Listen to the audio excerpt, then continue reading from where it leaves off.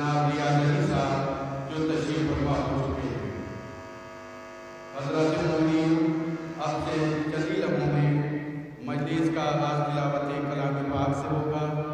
تلاوت کلام پاک کے فرائض کو انجام دیں گے قاری قرآن جناب ریاض علی صاحب جو تشریف فرما ہو چکے ہیں۔ یہ مجلس چیلم جناب مقبول صاحب کے والد کی مجلس چیلم امام بارگاہ میرن صاحب میں منعقد کی گئی ہے۔ تمام اہل محلہ کے مندرین سے برائے مہربانی گزارش ہے کہ وقت کی پابندی کا خیال رکھتے ہوئے امام بارگاہ میرن صاحب میں تشریف لے آئے۔ مولانا موضوع نیچے بیٹھ جائیں۔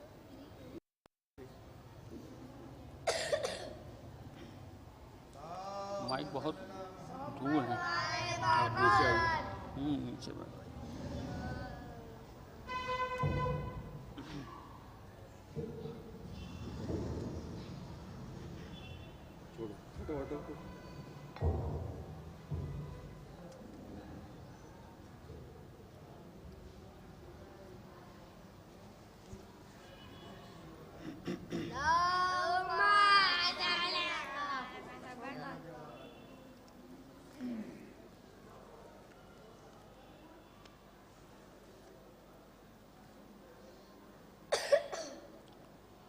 مومنین اکرام،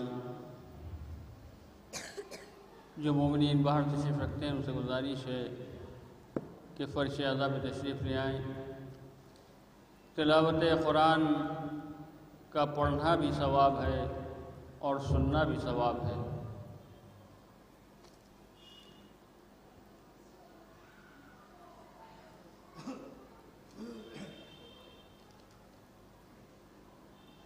اعوذ باللہ من الشیطان الرجیم،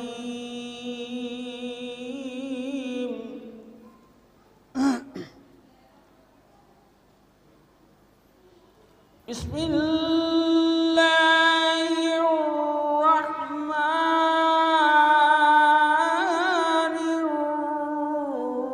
الرحیم۔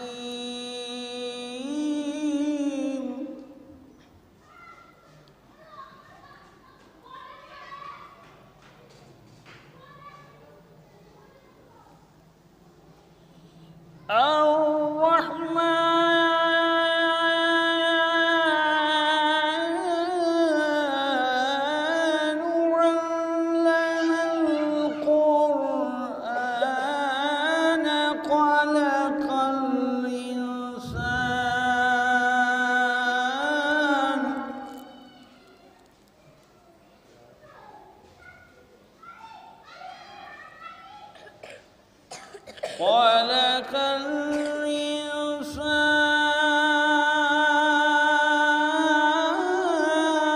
علمه البيان۔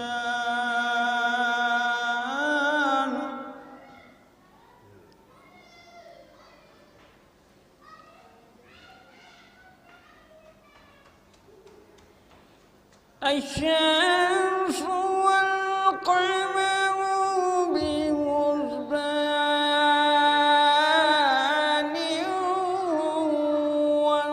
والنجم والشجر يسجدان،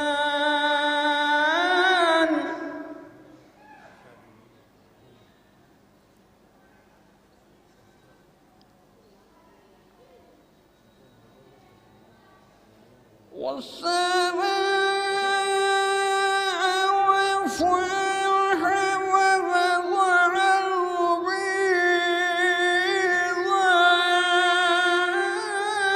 الميزان،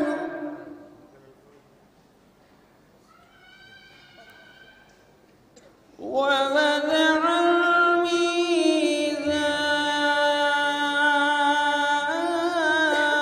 ألا تطغوا في الميزان،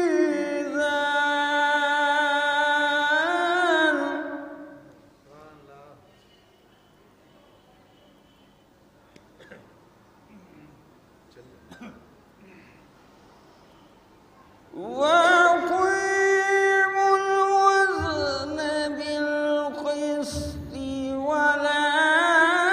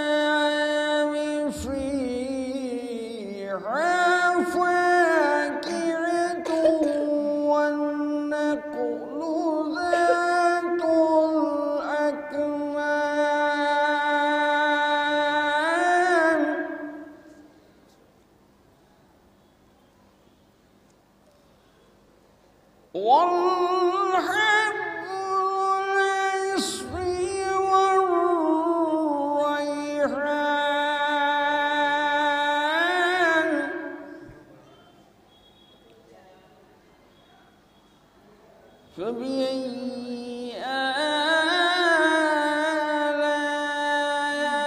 آلاء ربكما تكذبان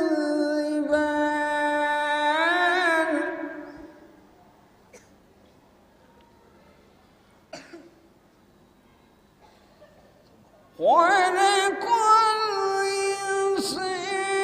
الإنسان من صلصال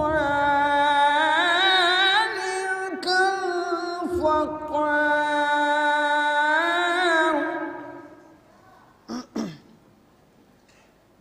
وخلق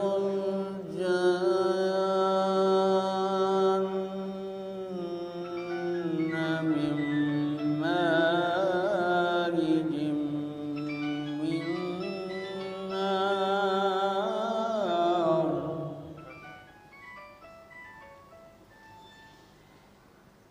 فبأي آلاء ربكما تكذبان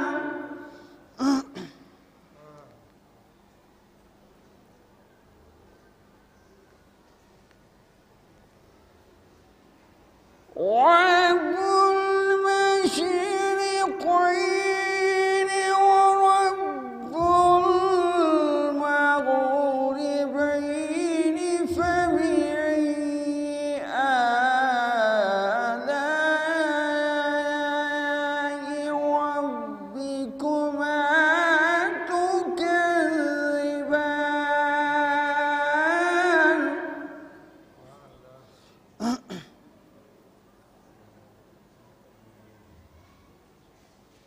مرج البحرين يلتقيان بينهما برزخ لا يبغيان فبأي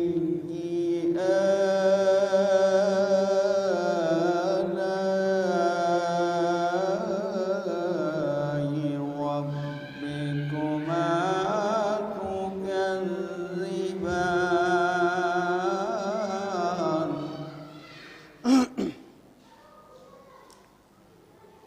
يخرج منهما اللؤلؤ والمرجان فبأي آلاء ربكما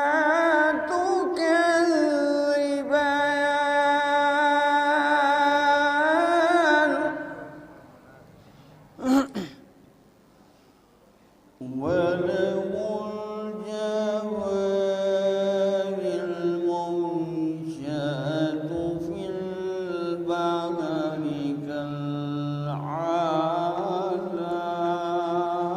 كالأعلام فبأي آلاء ربكما تكذبان صدق الله العلي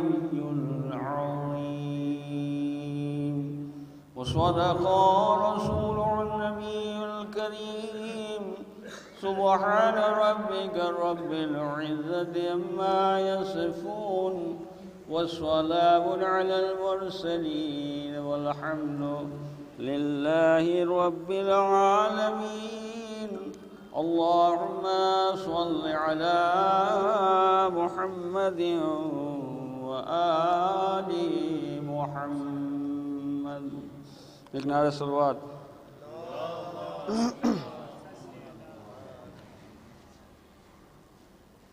چند اشعار سلام کے سماعت فرمائیں.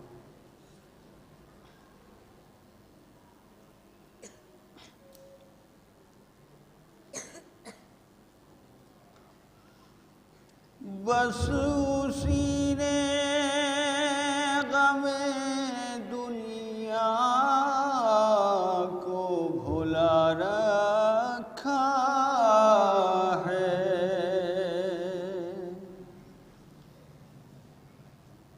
بس اسی نے غم دنیا کو بھلا رکھا ہے. جس نے شبیر کا غم دل سے لگا رکھا ہے.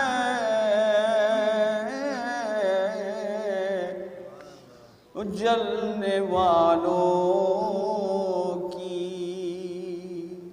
نگاہوں سے بچا رکھا ہے.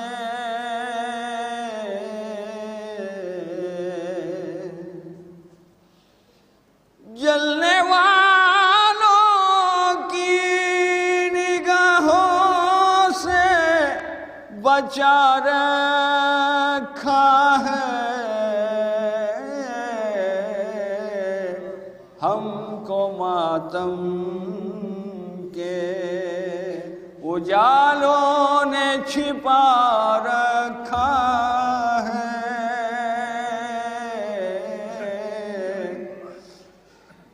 میرے کانوں میں صدا آئی ہے اڑتی اڑتی.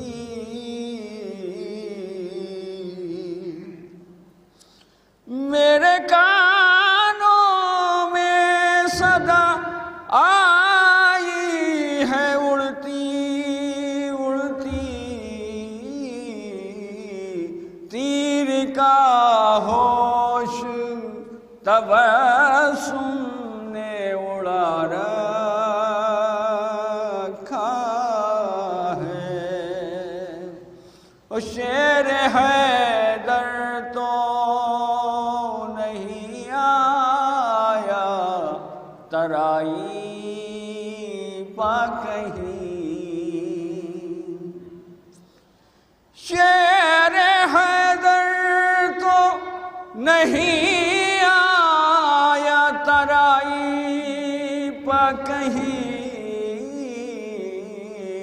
کس نے لاشوں کا یہ انبار لگا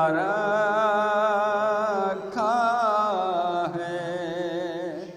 اور خیمہ شہ کی حفاظت کے لیے غازی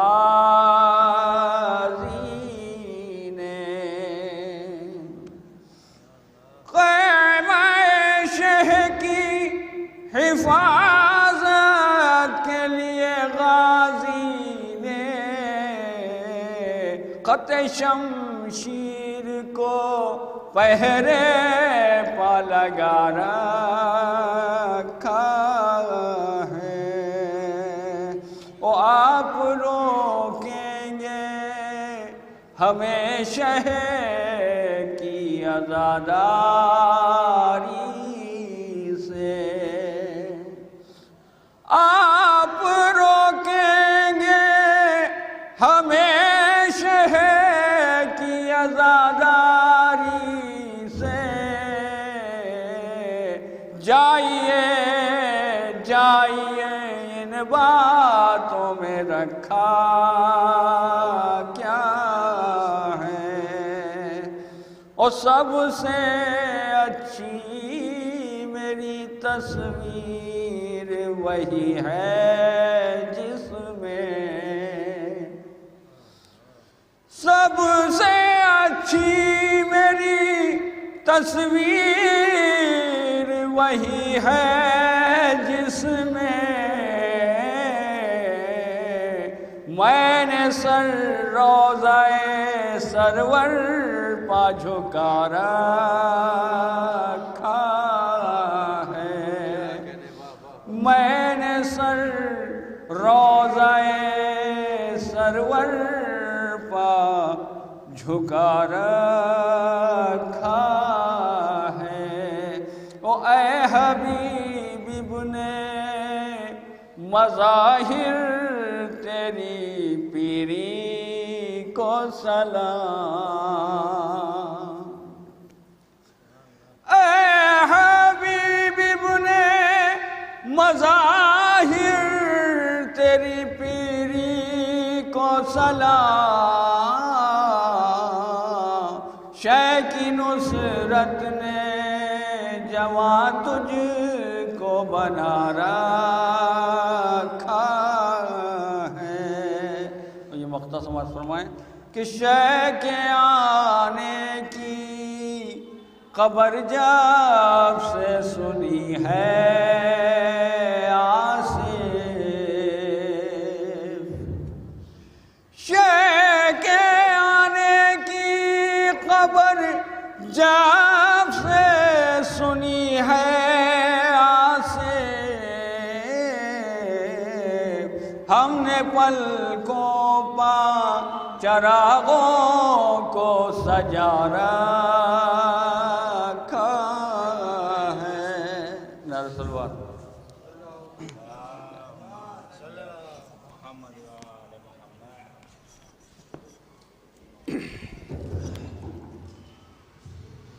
حضرت قاری قرآن جناب ریاض علی صاحب جو مجلس کا آغاز تلاوت کلام پاک سے کر رہے تھے اور بعد میں منظوم نذرائن عقیدت سلام آپ کی سماعتوں کے حوالے اپنی پرنور آواز سے آپ کی سماعتوں کے حوالے کر رہے تھے چند ہی لمحوں میں مولانا موصوف تشریف فرما ہونے والے ہیں جیسا کہ آپ کو علم ہے یہ مجلس جناب مکو صاحب کے والد کی 40ویں کی مجلس برپا ہو رہی ہے اس مجلس کو خطاب فرما رہے ہیں خطیب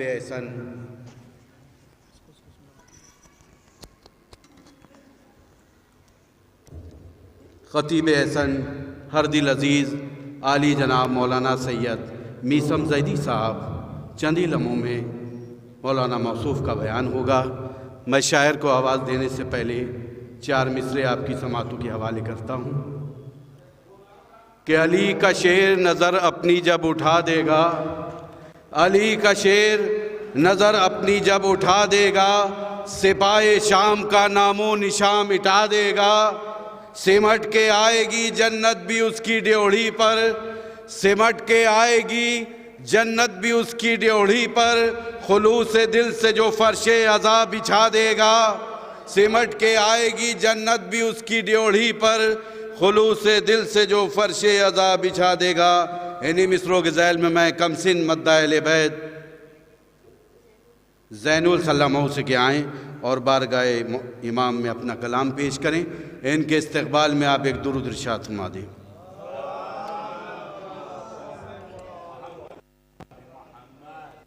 بآواز بلند نعرہ صلوات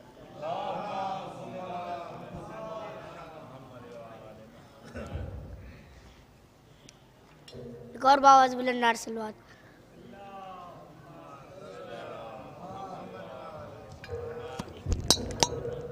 کہ قرآن پاک کی آیت سمجھ نہیں آتی غدیر خون کی حقیقت سمجھ نہیں آتی قرآن پاک کی آیت سمجھ نہیں آتی غدیر خون کی حقیقت سمجھ نہیں آتی شریک ہوتا ہے شیطان جن کے شجروں میں انہیں علی کی ولایت سمجھ نہیں آتی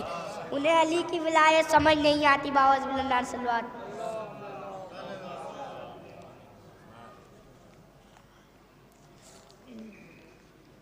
मौला हुसैन के वालिद समाअत फरमाए कि खुदा की सारी खुदाई का ज़हन आया है, कि खुदा की सारी खुदाई का ज़हन आया है, नज़र नज़र में शाय मशरक़ैन आया है, कि खुदा की सारी खुदाई का ज़हन आया है, नज़र नज़र में शाय मशरक़ैन आया है। जहान भर के यजीदों को ये खबर कर दो, कि जहान भर के यजीदों को ये खबर कर दो, कदम संभाल के रखना हुसैन आया है, कदम संभाल के रखना हुसैन आया। नार सलवात, बावाज़ बुलंद नार सलवात।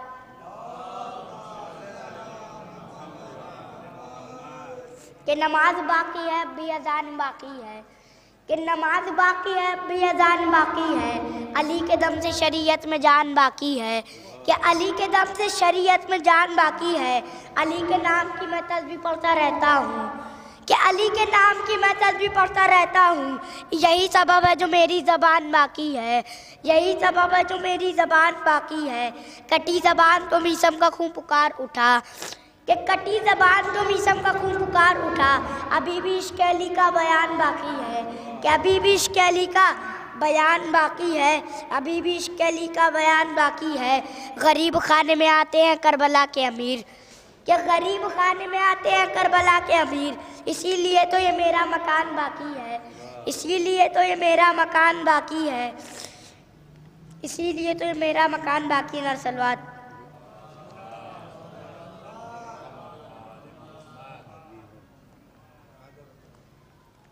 बहुत बुलंद नार सलवात। कि जब भी ज़िक्र हुसैन बयां होता है, कि जब भी ज़िक्र हुसैन बयां होता है, लानती चेहरों से फिर बुग़्ज़ आया होता है, लानती चेहरों से फिर बुग़्ज़ आया होता है। क्या जब राज छुपाए मातम हुसैन ने, कि क्या जब राज छुपाए मातम हुसैन ने, हाथ पड़ता है यहाँ दर्द वहाँ होता है, हाथ पड़ता है यहाँ दर्द वहाँ होता है। नार सलवात,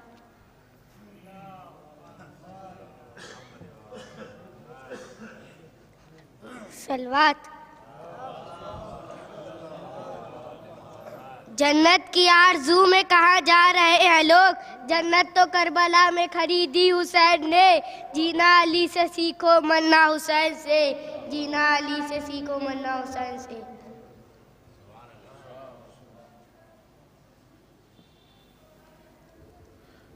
ये भी असर हुसैन तेरे नाम का हुआ, ये भी असर हुसैन तेरे नाम का हुआ, ज़ामिन मेरी नजात का अश्के अज़ा हुआ। ये भी असर हुसैन तेरे नाम का हुआ, ज़ामिन मेरी नजात का अश्के अज़ा हुआ। छेड़ा अली का जिक्र तो शजरे न छिप सके, शेर देखिएगा, कि छेड़ा अली का जिक्र तो शजरे न छिप सके, चेहरा हर एक शख्स का खुदाई ना हुआ। छेड़ा अली का जिक्र तो शजरे न छिप सके, चेहरा हर एक शख्स का खुदाई ना हुआ। बातिल शियार कौन है और कौन हक पसंद, शेर देखिएगा पेश कर रहा हूँ, कि बातिल शियार कौन है और कौन हक पसंद, बातिल शियार कौन है और कौन हक पसंद, फर्शे अज़ा बिछाया तो ये फैसला हुआ। बातिल शियार कौन है और कौन हक पसंद, फर्शे अज़ा बिछाया तो ये फैसला हुआ। कि मिसरा हुआ था बाबे भाई, कि बरपा जगह जगह गमे करबो बला हुआ। और काफिया देखिएगा पेश कर रहा हूँ, और खुसूस शेर देखिएगा पेश कर रहा हूँ, अकीदत का शेर पेश कर रहा हूँ, कि इश्क़े अली ने मुझको भी जन्नत में घर दिया, इश्क़े अली ने मुझको भी जन्नत में घर दिया, सलमान के मकान से बिल्कुल मिला हुआ। इश्क़े अली ने मुझको भी जन्नत में घर दिया, सलमान के मकान से बिल्कुल मिला हुआ। मैं इन्हीं मिसरों के ज़ैल में मैं दावत सुखन दे रहा हूँ, जनाब अरशद साहब से कि आएँ और अपना मुख्तसर सा कलाम पेश करें, क्योंकि मौलाना मौजूद चंद ही लम्हों में तशरीफ़ फरमा होने वाले हैं, और इनके बाद अभी 4 शायर लेबर और तशरीफ़ फरमाएँ। एक दुरूद इरशाद फरमाएं।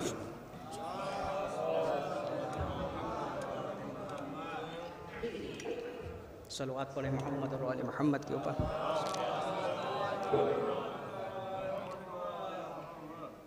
सदा ये आती थी ज़हरा के रन से हाथ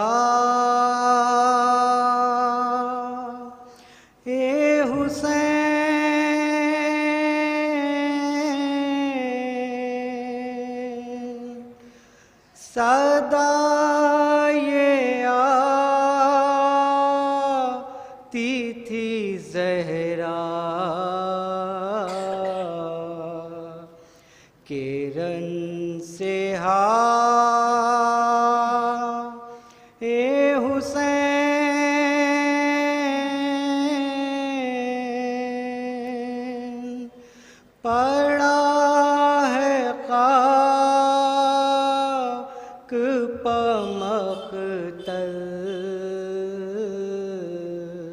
میں سر کٹا اے حسین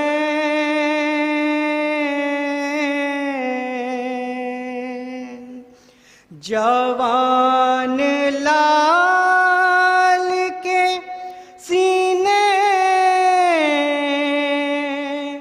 سے کھینچ لی برچی ذرا بھی ہاتھ تمہارے نہ ترترا اے حسین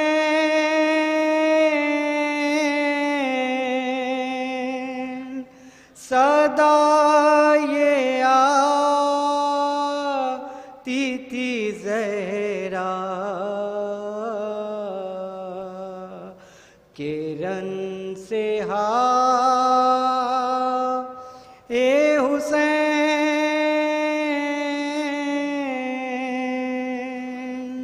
منہ اپنا پیر کے موجے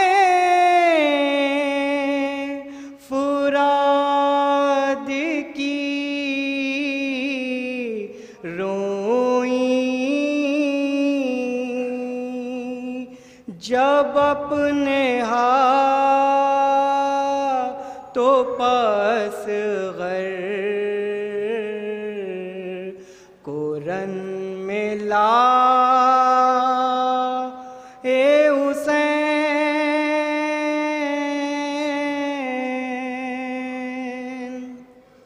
سرانے بیٹھ گئے دل کو تام کر سرور پڑی جو لاش عباس پر نگاہ اے حسین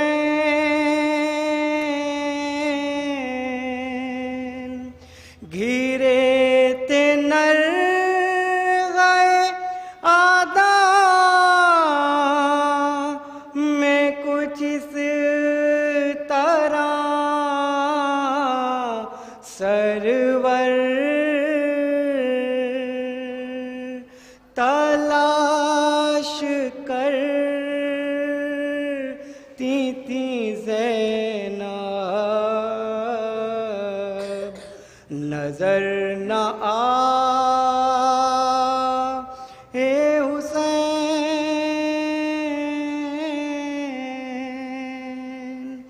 صدا یہ آتی تھی زہرا کرن سے اے حسین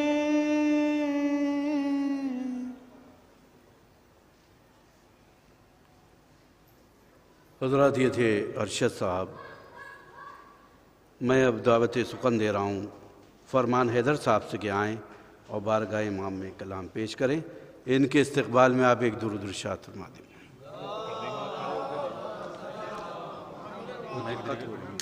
صحیح رہے گا کھڑے ہی ہو کے پڑھنا. ایک سلوات دیجیے آپ حضرات. ٹھیک ایک سلوات دیجیے آپ حضرات. اللہم صلی اللہ محمد و آلہ. چار مصرع صلی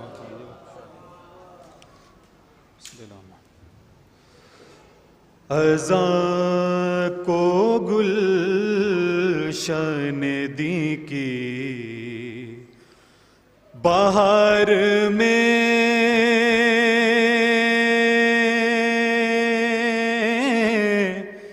دیکھا ازاں کو گلشن دی کی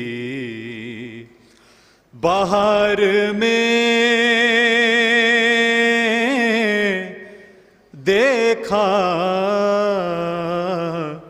حسن حسین کو اشکوں کے ہار میں دیکھا حسن حسین کو اشکوں کے ہار میں دیکھا مزہ بتایا تھا قاسم نے موت کا شیریں مزہ بتایا تھا قاسم نے موت کا شیریں تبسم علی اصغر کے وار میں دیکھا تبسم علی اصغر کے وار میں دیکھا. ایک سلوات دیجیے حضرات.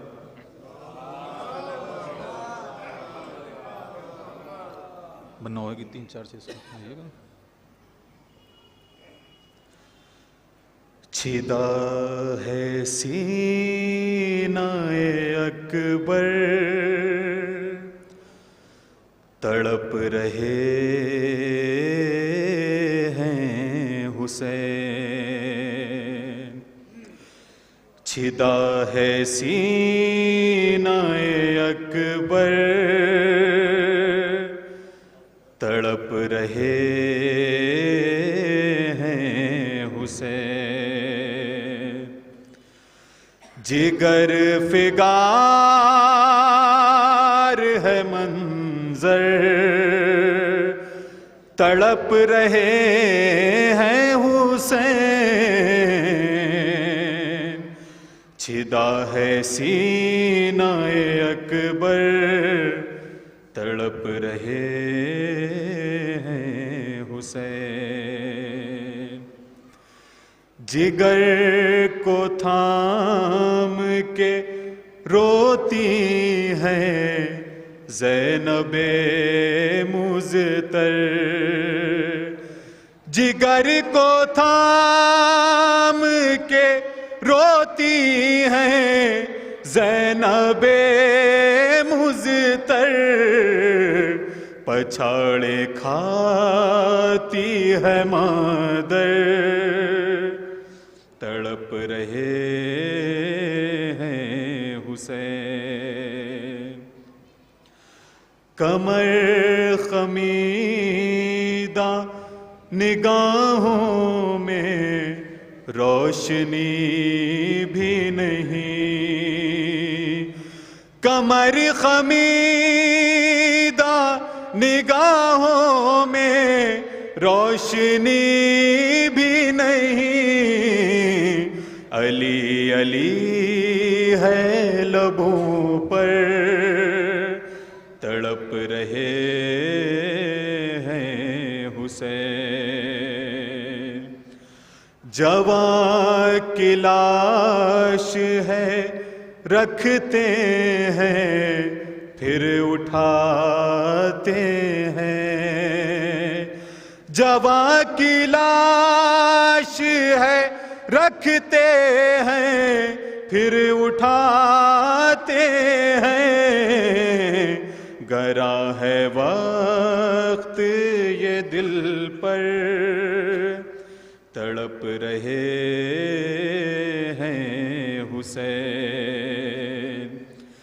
جوان سینے سے شاداب جب کھچی برچھی. جوان سینے سے شاداب جب کھچی برچھی خاموش ہو گئے اکبر تڑپ رہے ہیں حسین چھدا ہے سینہ اکبر تڑپ رہے ہیں حسین. حضرات یہ تھے ضمیر حیدر صاحب، فرمان حیدر صاحب. بہت ہی پردرد نوحہ، بڑی پرنور آواز میں آپ کی سماعتوں کے حوالے کر رہے تھے. مولانا موصوف تشریف فرما ہو چکے ہیں اور میں اب دعوت سخن دے رہا ہوں جناب باقر صاحب سے کہ آئیں اور بارگاہ امام میں اپنا کلام پیش کریں. ان کے استقبال میں آپ ایک درود ارشاد فرما دیں.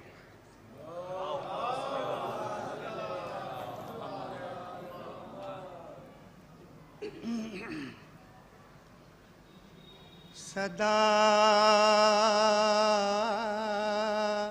یہ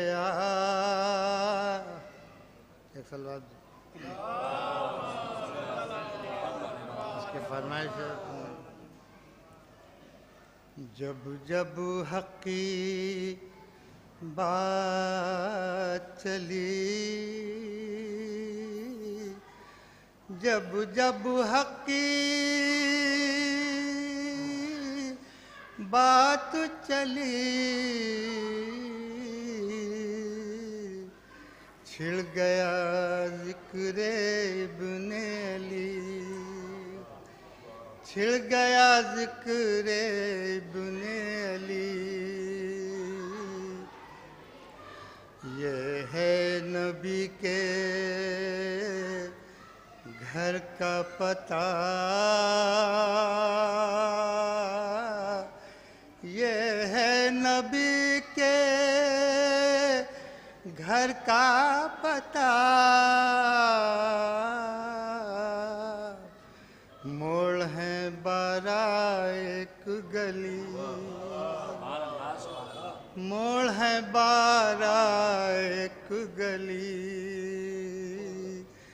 جب جب حق کی بات چلی، چھڑ گیا ذکر ابن علی. کم سن اصغر اور جہاد، کم سن اصغر اور جہاد، پھول سے بڑھ کر مہکی کلی، پھول سے بڑھ کر مہکی کلی. غربت زینب بعد حسین، غربت زینب بعد حسین، بعد محمد جیسے علی، بعد محمد جیسے علی. مشکل میں گھبرا نہ خمار، مشکل میں گھبرا نہ خمار. یاد نہیں کیا نادلی، یاد نہیں کیا نادلی. جب جب حق کی بات چلی، چھڑ گیا ذکر ابن علی.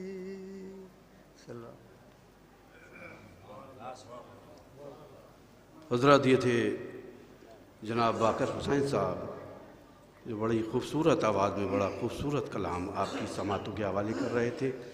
حضرات مومنین، جیسے آپ کو معلوم ہے اس مجلس کو لائیو ٹیلی کاسٹ کیا جا رہا ہے گراف ایجنسی کی جانب سے، اور اتفاق کی بات یہ بھی ہے کہ آج گراف ایجنسی کہ مالک بھی یہاں پہ تشریف فرما ہیں، ابو ذر کنتوری صاحب بھی یہاں پہ تشریف فرما ہیں۔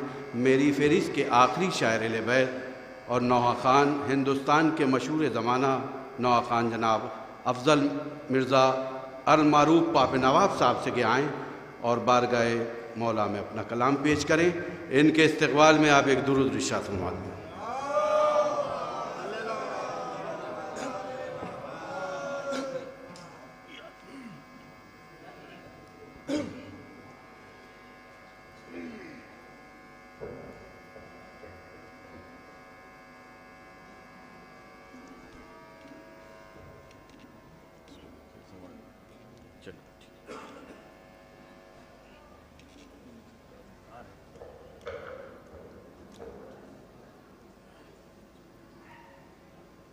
غم سے قلب رباب مضطر ہے، جاں بلب پیاس سے جو اصغر ہے، مل رہے ہیں حسین چہرے پر، مل رہے ہیں حسین چہرے پر، اتنی توقیر خون اصغر ہے، غم میں بیٹے کے رو رہے ہیں حسین، غم میں بیٹے کے رو رہے ہیں حسین، قبر بے شیر اشکوں سے تر ہے، ہائے وہ کربلا میں ہے پیاسا، ہائے وہ کربلا میں ہے پیاسا، جس کے قبضے میں حوض کوثر ہے، چار جانب ہے لشکر اعداء، چار جانب ہے لشکر اعداء، بیچ میں فاطمہ کا دل بر ہے، بولے شعر رحم کھاؤ اکبر پر، بولے شعر رحم کھاؤ اکبر پر، یہ تو ہم صورت پیمبر ہے، کہہ رہے ہیں حسین آدا سے، کہہ رہے ہیں حسین آدا سے، میری مادر نبی کی دکھ تر ہے، کیوں نہ ہم روئیں ماتم شے میں، کیوں نہ ہم روئیں ماتم شے میں، وجہ تسکین قلب مضطر ہے، قلب مجمع عام میں ہزار افسوس، مجمع عام میں ہزار افسوس، سر کھلے فاطمہ کی دکھ تر ہے، غم سے قلب رباب مضطر ہے، کربلا گو کہ جا چکے ہو قمر، کربلا گو کہ جا چکے ہو قمر، پھر بھی ارمان قلب مضطر ہے، غم سے قلب روا.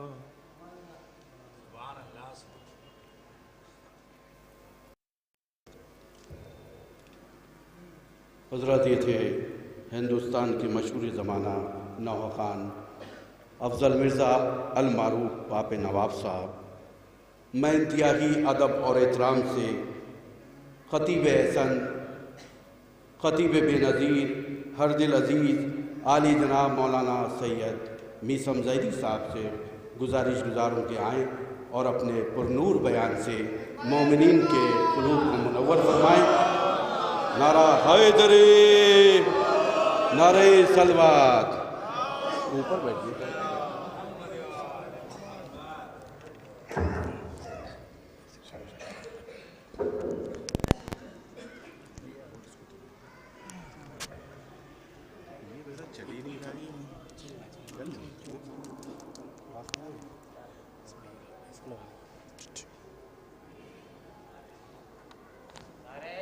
مائک ادھر کر دیتا.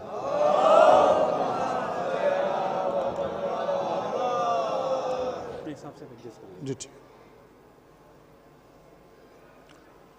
حضرات ایک مرتبہ سورہ حمد 3 مرتبہ سورہ اخلاص کی تلاوت فرما کر محمد ایوب ابن محمد سرور سے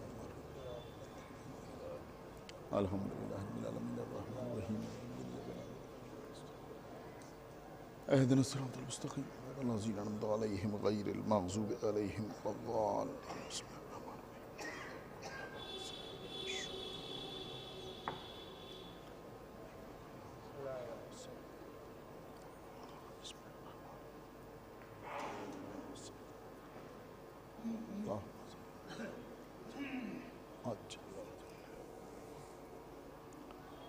فاتحہ.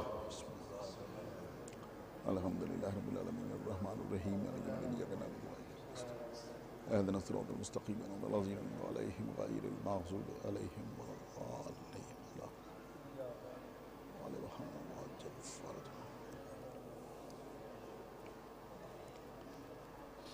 اعوذ باللہ السمیع العلی العظیم من الشیطان اللعین الرجیم. بسم اللہ الرحمن الرحیم. الحمد للہ الذی ہدانا لہذا وما كنا لنهتدي لولا أن هدانا الله لقد جاءت رسل ربنا بالحق. الصلاة والسلام على صاحب الدين والإسلام والحل والحرام والركن والمقام والصلاة والصيام والسجود والقیام والشریعت والاحکام والحجت والبرہان والمحبت والعرفان والحق والبیان والکتاب والقرآن سیدنا ونبینا وشفیعنا ومولانا ومولا الثقلین جد الحسن والحسین ابی القاسم محمد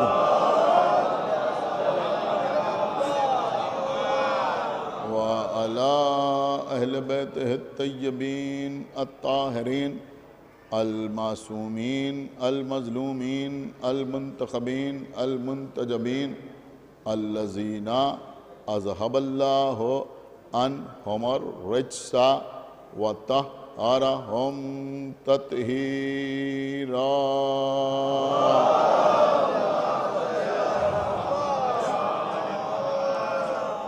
ولعنة الله على أعدائهم وقتلتهم وغاصبي حقوقهم ومنكري فضائلهم ومصائبهم أجمعين من الآن إلى يوم الدين.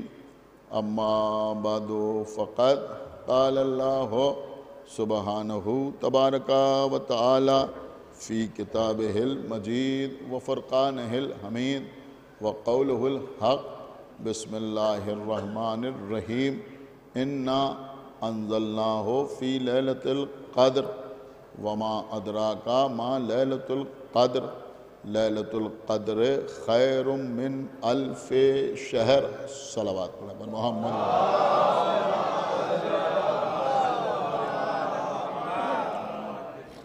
حضرات، ایک تو ماہ مبارک رمضان ہے، دوسرے ایک مومن مرحوم اور مغفور کے ایصال ثواب کے سلسلے کی مجلس ہے، اور آج تیسری مناسبت یہ ہے کہ رمضان کی 10ویں تاریخ ہے، اور آج اس بی بی کا یوم وفات ہے جو صرف ام المومنین نہیں ہے بلکہ ام المعصومین بھی ہے. لہذا ان تینوں مناسبتوں کو پیش نظر رکھتے ہوئے وقت کے اندر چند باتیں آپ حضرات کی خدمت میں عرض کرنا مقصود ہے. میں نے آپ کے سامنے سورہ قدر کی ابتدائی آیات کی تلاوت کا شرف حاصل کیا ہے.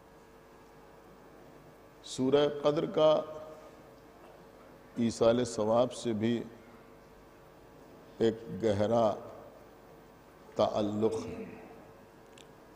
ہمارے یہاں جب کسی کا انتقال ہوتا ہے، کوئی دنیا سے گزر جاتا ہے، اور ہم غسل و کفن کے بعد، نماز جنازہ کے بعد اسے قبر میں اتارتے ہیں، تلقین پڑھی جاتی ہے، پٹرے لگائے جاتے ہیں، مٹی ڈالی جاتی ہے. جب قبر برابر ہو جاتی ہے تو اس وقت جو لوگ وہاں پر موجود ہوتے ہیں وہ قبر کے چاروں طرف بیٹھ کر قبر کی مٹی میں اپنی انگلیوں کو داخل کر کے کہا یہ جاتا ہے کہ فاتحہ پڑھ رہے ہیں. لیکن حکم یہ ہے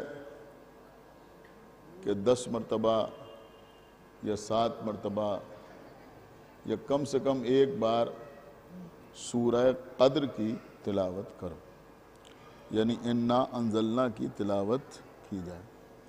یہ قبر میں اور قبر کی مٹی میں جو انگلیوں کو پیوست کیا جاتا ہے یہ صرف رسم نہیں ہے کہ کوئی اسے صرف رسم سمجھے اور یہ سمجھے کہ اس کا کچھ فائدہ نہیں ہے، بلکہ بزرگوں نے یہ طریقہ اختیار کیا اور وہ چلا آ رہا ہے. بلکہ اس کے پیچھے بھی ایک سبب ہے، اور وہ سبب یہ ہے کہ قرآن مجید کے تمام سوروں کی تلاوت کا کوئی نہ کوئی فائدہ ضرور ہے. اگر آپ کے گھر میں وظائف الابرار موجود ہے تو آپ اس کو اٹھا کے دیکھیں کہ اس میں بھی اول جو سورے ہیں ان میں ہر سورے سے پہلے لکھا ہوگا کہ اس سورے کے پڑھنے کا فائدہ کیا ہے. اگر آپ اس سورے کو پڑھیں گے تو آپ کا قرض ادا ہو جائے گا، اگر آپ اس سورے کو پڑھیں گے تو آپ کے کاروبار میں اضافہ ہوگا، اگر آپ اس سورے کو پڑھیں گے تو بیماریاں آپ سے دور ہو جائیں گی، اگر آپ اس سورے کو پڑھیں گے تو عرضی و سماوی بلاؤں سے محفوظ رکھیں گے. اس سورے کے پڑھنے کا یہ ثواب ہے، اس سورے کو پڑھنے کا یہ اجر ہے. اس کو ایک بار پڑھا جائے تو ایک حج کا ثواب ہے، اس کو اگر 2 بار پڑھا جائے تو غلام آزاد کرنے کا ثواب ہے.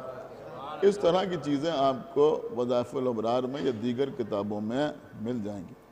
علامہ سبطین سرسوی صاحب قبلہ نے اپنی کتاب قرآن ناطق میں قرآن کے 114 سوروں کے سلسلے میں اس طرح کی جو احادیث ہیں ان کو جمع کیا ہے.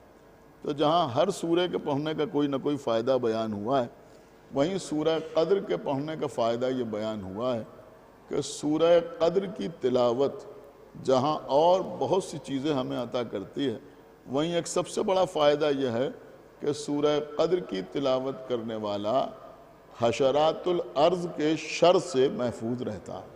ایک صلوات پڑھے بر محمد و آل۔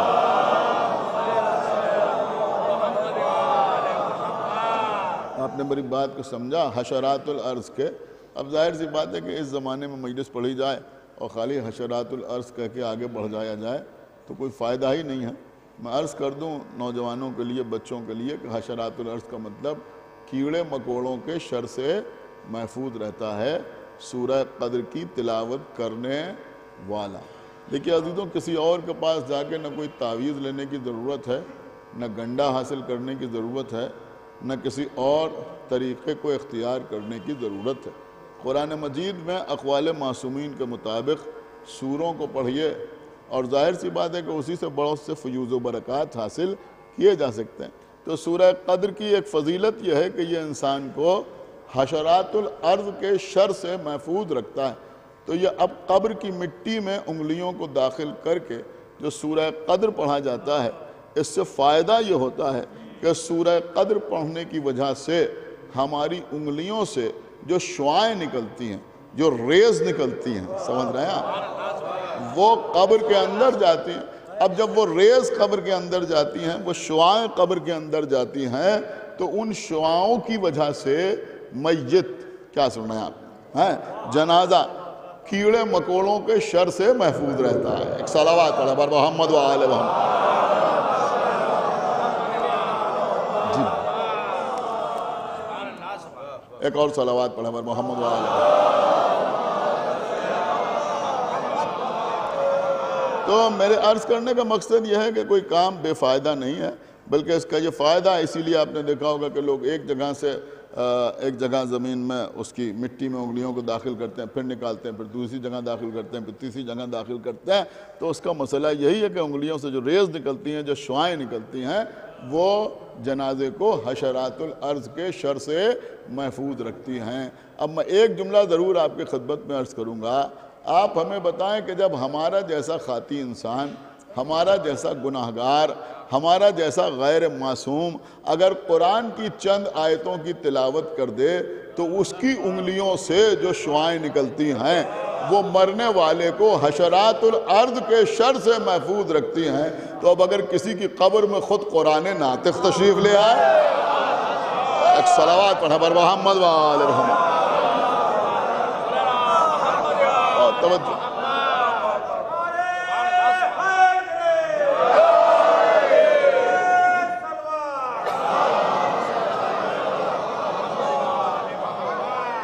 دیکھیں آپ میرے مزاج سے واقف ہیں اور ماہ مبارک رمضان کا مہینہ ہے، ظاہر سی بات ہے کہ کوئی لمبی چوڑی تقریر میں یوں بھی نہیں کرتا ہوں، اور اس وقت بھی بہت طویل تقریر کا کوئی ارادہ نہیں ہے۔ انشاءاللہ 45-50 منٹ کے اندر بات کو تمام کر دینا ہے۔ تو یہ ہے سورہ قدر۔ ارشاد کیا ہو رہا ہے؟ اِنَّا أَنزَلْنَاهُ فِي لَيْلَةِ الْقَدْرِ۔ اللہ کہہ رہا ہے کہ ہم نے اس قرآن کو لیلۃ القدر میں نازل کیا، شب قدر میں نازل کیا، قدر کی رات میں نازل کیا۔ کہاں نازل کیا؟ قدر کی رات میں نازل کیا۔ تو یہ قدر کی رات کب آتی ہے؟ کہ ماہ مبارک رمضان میں قدر کی رات آتی ہے۔ دیکھیں یہاں سمجھدار لوگ بیٹھے ہیں، صرف ایک پیغام میں آپ کو دینا چاہتا ہوں، خدا کے لیے اس کے اوپر آپ توجہ دیں۔ دیکھیے قدر کی رات میں اللہ نے قرآن کو نازل کیا۔ اللہ کہہ رہا ہے تم کیا جانو کہ شب قدر کیا ہے؟ یہ رات 1000 مہینوں سے افضل ہے۔ شاید بہت سے بچوں کو اس بات کا علم نہ ہو کہ مابین مسلمین شب قدر کے سلسلے میں بے انتہا اختلافات پائے جاتے ہیں۔ کیا اختلاف پایا جاتا ہے؟ کہ رمضان کی کس رات کو شب قدر کہا جائے، رمضان کی کس رات کو شب قدر کہا جائے۔ آج تک یہ ڈیسائیڈ نہ ہو پایا کہ حقیقتاً شب قدر کی تاریخ کیا ہے۔ آپ غور ہی نہیں کر رہا میں کیا یہ کہتا ہے کہ رمضان کی جو پہلی رات ہوتی ہے، یعنی جب شعبان کا مہینہ ختم ہوتا ہے اور چاند ہوتا ہے، تو جو پہلی رات رمضان کی ہوتی ہے وہی شب قدر ہے۔ وہ کہتے ہیں وہی شب قدر ہے۔ بہت سے مفسرین نے، میں ایسے ہی نہیں پڑھ رہا ہوں، میں پڑھ کے ہی آپ کی خدمت میں عرض کر رہا ہوں، ماشاءاللہ علماء تشریف فرمائے، پڑھے لکھے حضرات تشریف فرما ہے۔ بہت سے لوگوں کا یہ خیال ہے کہ نہیں، جو نیمہ رمضان کی رات ہے، یعنی 14 اور 15 رمضان کے بیچ میں جو رات آتی ہے وہ شب قدر ہے، اس لیے کہ اسی میں اللہ نے قرآن کو نازل کیا۔ ہم تو ایک ہی جملہ کہنا چاہتے ہیں کہ یہ نیمہ رمضان کی جو رات ہے، اس میں اللہ نے ثابت قرآن نازل کیا ہو یا نہ کیا ہو، لیکن ناطق قرآن ضرور نازل فرمایا۔ ایک صلوات پڑھیں بر محمد وآلہ.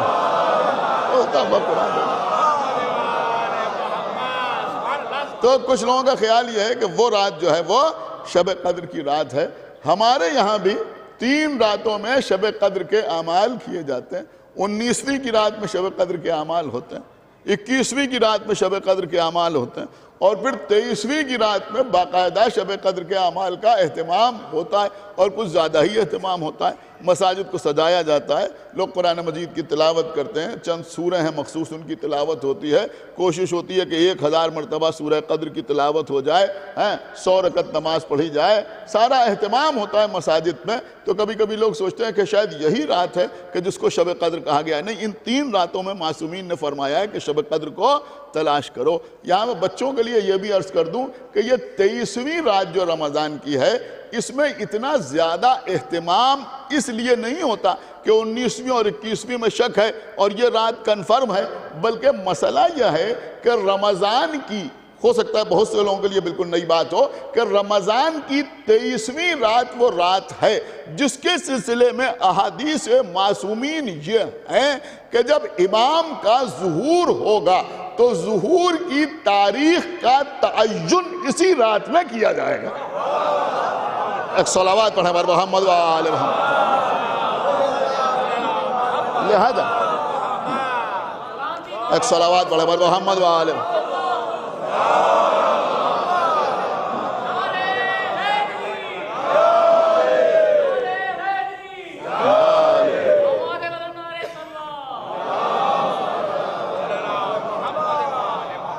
اچھا, باقی جو افراد ہیں ان کا عالم یہ ہے کہ وہ کہتے ہیں کہ رمضان کے آخری عشرے میں کوئی ایک رات جو ہے وہ شب قدر کی رات ہے. بہرحال ان کا تو مزاج ہی یہی ہے کہ 10-12 دنوں سے کم میں کوئی مسئلہ ان کے یہاں فیصلہ ہی نہیں ہوتا ہے, چاہے وہ رسول اللہ کی ولادت کا مسئلہ ہو, رسول کے دنیا سے جانے کا مسئلہ ہو, یا پھر شب قدر کا مسئلہ ہو. کچھ لوگ وہاں یہ کہتے ہیں کہ نہیں, ساری راتیں نہیں, بلکہ رمضان کے آخری عشرے کی جو طاق راتیں ہیں, یعنی جو 8 نمبرز پر راتیں ہیں, ان میں کوئی رات جو ہے وہ شب قدر کی رات ہے. دیکھیں میری بات سمجھیں, جو میں عرض کر رہا ہوں, میرے عرض کرنے کا مقصد یہ ہے کہ شب قدر کے سلسلے میں اتنا اختلاف ہے, ہمارے یہاں بھی ان کے یہاں بھی. کسی کو کنفرم نہیں ہے کہ شب قدر کی حقیقی تاریخ کیا ہے. تو کیا شب قدر کی اہمیت سے انکار کر دیا جائے؟ کیا شب قدر کے وجود سے انکار کر دیا جائے؟ میں کچھ عرض کر رہا ہوں, کیا انکار کیا جائے؟ انہوں نے کہا انکار نہیں کیا جا سکتا. اور میں آپ کی خدمت میں عرض کروں, آپ ذرا سورہ کہف کی تلاوت کریں. خداوند عالم اصحاب کہف کے سلسلے میں کیا بیان کر رہا ہے؟ پڑھیے تو قرآن مجید. اللہ کہہ رہا ہے کہ بعض لوگ یہ کہتے ہیں کہ اصحاب کہف جو تھے وہ 3 تھے, سمجھ رہا ہے, اور چوتھا ان کا کتا تھا. بعض لوگ یہ کہتے ہیں کہ نہیں وہ 5 تھے, اور بعض لوگ یہ کہتے ہیں کہ نہیں وہ 7 تھے. اور اس کے بعد اللہ کیا کہہ رہا ہے؟ اللہ کوئی فیصلہ نہیں دے رہا ہے, بلکہ اللہ کہہ رہا ہے اللہ خوب جانتا ہے کہ ان کی تعداد کیا ہے. تو نہ اللہ نے 3 والوں کے حق میں فیصلہ دیا, نہ 5 والوں کے حق میں فیصلہ دیا, نہ 7 والوں کے حق میں فیصلہ دیا. لیکن کیا اس کی بنیاد پر یہ کہہ دیا جائے کہ بھائی اصحاب کہف کے واقعے کی کوئی حیثیت نہیں ہے, اس لیے کہ اگر ہوتے تو معلوم ہوتا کہ 3 ہیں یا 5 ہیں یا 7 ہیں. تو ایک بات سمجھ میں آئی کہ اختلاف کی وجہ سے کسی چیز کے وجود سے انکار نہیں کیا جا سکتا. تو اب یہ جو عزاداری کے سلسلے میں لوگ کہتے ہیں بھئی اس معاملے میں اختلاف ہے, اور اس معاملے میں اختلاف ہے, اور اس معاملے میں اختلاف ہے, ایک صلوات پڑھیں بر محمد وآلہ محمد.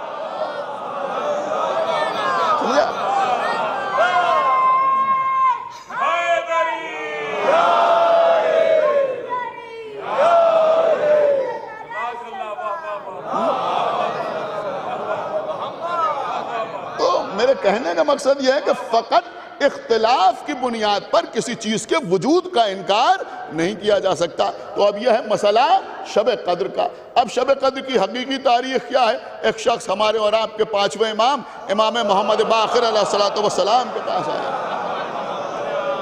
اور آنے کے بعد اس نے ہمارے 5ویں امام سے کہا کہ مولا کیا آپ کو شب قدر کی حقیقی تاریخ کا علم ہے؟ تو آپ کو معلوم ہے آپ کے 5ویں امام نے کیا فرمایا؟ آپ کے 5ویں امام نے فرمایا کہ ہمیں نہ معلوم ہوگا تو کسے معلوم ہوگا. نہیں، ابھی دوسرا جملہ آپ نے سنا ہی نہیں۔ دیکھیں جو لوگ پڑھتے رہتے ہیں، جن کو اس کے معنی اور مفہوم سے آگاہی ہے، انہی کو لطف آئے گا، ہر آدمی کی سمجھ میں بھی بات نہیں آئے گی۔ پانچویں امام نے فرمایا اگر ہمیں نہ معلوم ہوگا تو کسی معلوم ہوگا، اس لیے کہ شب قدر میں فرشتے ہمارا ہی طواف کرنے کے لیے آئے۔ ایک صلوات پڑھے بر محمد وآل محمد، ہمارا ہی طواف۔ اب دیکھیں قبلہ، اب مسئلہ یہ ہے، دیکھیں مجھے تھوڑی دور تک جانا ہے، انشاءاللہ بات آپ تک پہنچے گی ضرور۔ تو اب مسئلہ یہ ہے کہ بھائی ان کے لوگوں نے نہ بتایا کوئی بات نہیں، لیکن ہمیں کیوں نہیں بتایا گیا کہ حقیقی تاریخ کیا ہے؟ ہمیں کیوں نہیں بتایا گیا؟ دیکھیں ایک شخص امام جعفر صادق علیہ السلام کے سامنے، امام کا شاگرد ہے، غالباً تھوڑا سا مجھے شک ہو رہا ہے کہ جناب فضال ہیں، امام کے بہت سے شاگرد تھے کہ جن کو امام خاص طور سے ٹریننگ دیتے تھے مناظرے کے لیے، اور وہ مخالفین ولایت سے باقاعدہ بحث کرتے تھے، مناظرہ کرتے تھے، اور امام ان کو باقاعدہ ٹریننگ دیتے تھے، جس میں جناب ابو بصیر تھے، جناب فضال تھے، یا جناب علی ابن محمد جو مومن طاق کہلاتے ہیں وہ تھے، یا دیگر حضرات تھے، تو یا ہشام بن حکم تھے، جن کے بہت سے مناظرے تاریخ کے صفحات میں موجود ہیں۔ تو غالباً یہ جناب فضال ہی کا واقعہ ہے۔ بہرحال امام کے شاگرد امام کے سامنے ہیں، تو امام ان سے فرما رہے ہیں کہ دیکھو جب کوئی تم سے ہماری، اب یہ امام کا جواب صرف جناب فضال کے لیے نہیں ہے بلکہ یہاں بیٹھے ہوئے تمام مومنین کے لیے، کہ جب کوئی تم سے ہماری ولایت کے سلسلے میں بحث کیا کرے تو تم دلیل کے طور پر سورہ قدر کو پیش کیا کرو۔ کہ مولا سورہ قدر سے آپ کی ولایت کیسے ثابت ہوتی ہے؟ امام نے کہا ذرا سورہ قدر پڑھو، آپ بھی زیر لب پڑھیں، بسم اللہ الرحمن الرحیم، انا انزلناہ فی لیلۃ القدر۔ کیا مطلب ہوا؟ اللہ کہہ رہا ہے ہم نے اس قرآن کو لیلۃ القدر میں نازل فرمایا۔ وما ادراک ما لیلۃ القدر، اور تم کیا جانو کہ لیلۃ القدر کیا ہے؟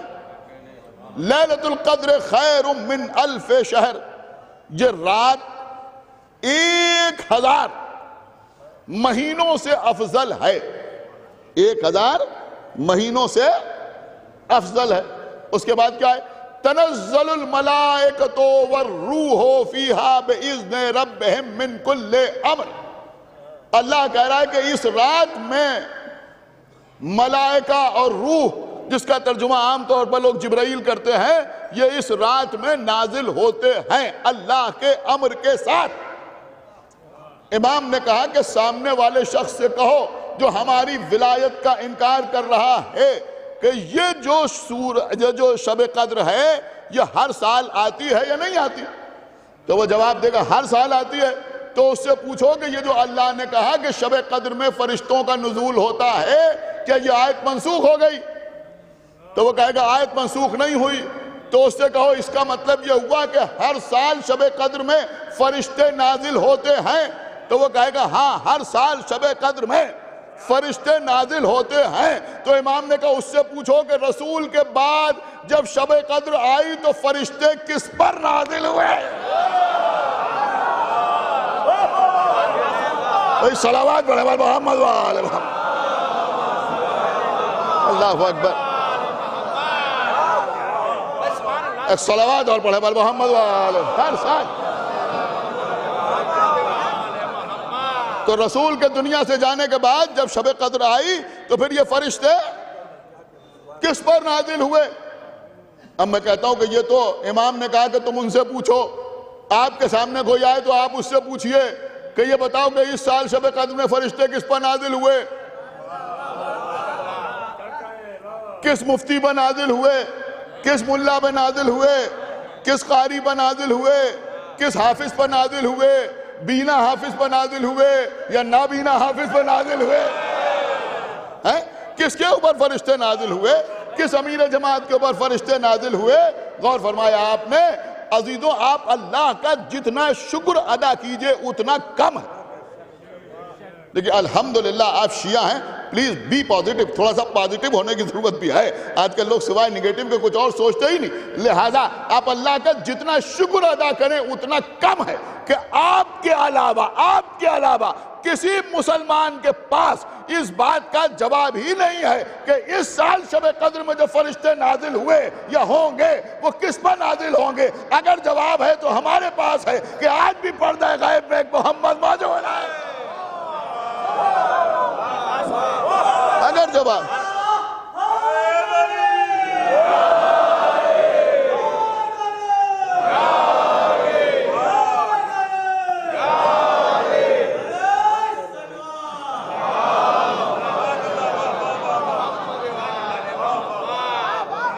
یہ بہت قیمتی بات میں آپ کی خدمت میں عرض کر گیا کہ اگر جواب ہے تو صرف آپ کے پاس ہے کہ بھئی ایک محمد موجود ہے جس کے اوپر فرشتوں کا نزول ہوتا ہے. بہت ہی قیمتی بات ہے. شاید اسی لیے شب قدر کی حقیقت کو پوشیدہ رکھا گیا. کہ اگر دیکھیں جملہ رائے گا نہ ہو جائے کہ اگر حقیقی تاریخ رسول یا رسول کے بعد ائمہ امت کو بتا دیتے کہ بس یہ تاریخ ہے شب قدر کی، تو دوسرے دن نہ معلوم کتنے دعوے دار سامنے آتے کہ کل ہمارے پاس جبرائیل آئے تھے. ایک صلوات پڑھیں محمد لہذا سمجھ رہے ہیں آپ، لہذا اس تاریخ کو چھپایا گیا، اس تاریخ کو محفوظ رکھا گیا. لیکن شب قدر کی عظمت کیا ہے اللہ کہہ رہا ہے. اس کے اوپر بہت سی گفتگو ہو سکتی ہے اور بہرحال اس کی کچھ علامتیں بھی بیان ہوئی ہیں، لیکن اس وقت ان ساری باتوں کو میں ترک کر رہا ہوں. تو بہرحال یہ شب قدر شان کیا ہے؟ وما ادراک ما لیلۃ القدر. تم کیا جانو گے شب قدر کیا ہے؟ تم کیا جانو کہ شب قدر کیا ہے؟ لیلۃ القدر خیر من الف شہر. یہ رات 1000 مہینوں سے افضل ہے. کیوں افضل ہے؟ کیا اس رات میں اندھیرا نہیں ہوتا؟ ہوتا ہے. کیا اس رات میں سورج نکل آتا ہے؟ نہیں. کیا اس رات میں آسمان پر ستارے نہیں ہوتے؟ نہیں. تو پھر یہ رات 1000 مہینوں سے افضل کیسے؟ اس کے علاوہ کیا جواب ہے کہ یہ رات 1000 مہینوں سے اس لیے افضل ہے کہ اس رات میں اللہ نے قرآن نازل فرمایا. یا کوئی اور جواب ہے تو آپ مجھے بتائیں. یہی مطلب تو ہے نا کہ چونکہ اس رات میں اللہ نے قرآن نازل فرمایا لہذا یہ رات 1000 مہینوں سے افضل ہے. تو بھائی جس رات میں اللہ قرآن نازل فرمائے دنیا کی کوئی رات اس رات کا مقابلہ نہیں کر سکتی، تو پھر جس ذات پہ اللہ قرآن نازل فرمائے. ایک صلوات اور پڑھے بر محمد و آل محمد.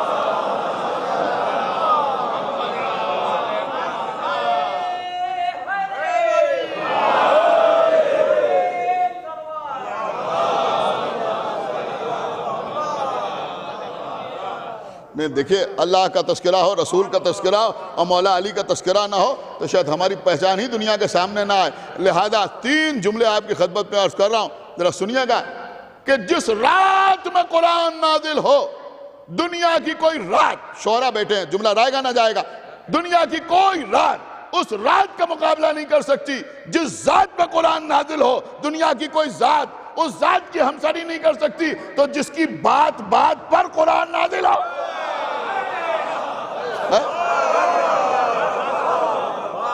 ایک صلوات پڑھے بر محمد و آل محمد.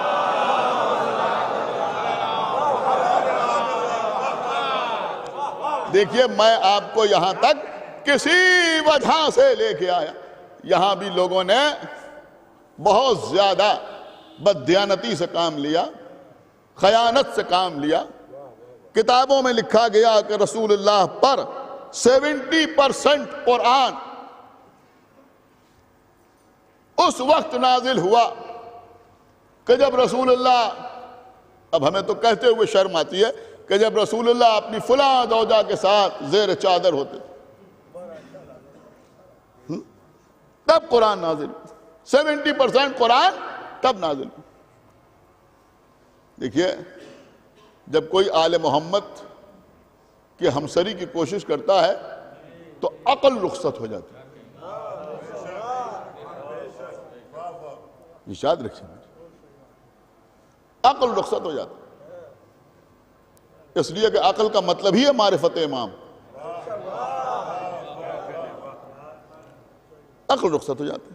اب یہاں پر بھی آپ دیکھیں، انہوں نے کہا 70% قرآن. دیکھیں آج آپ یہاں سے جائیں گے تو بہرحال جو بھی تبرک تقسیم ہو رہا ہو، لیکن یہ بات تبرکاً اپنے ساتھ لے کے جائیں گے. 70% قرآن کہاں نازل ہوا؟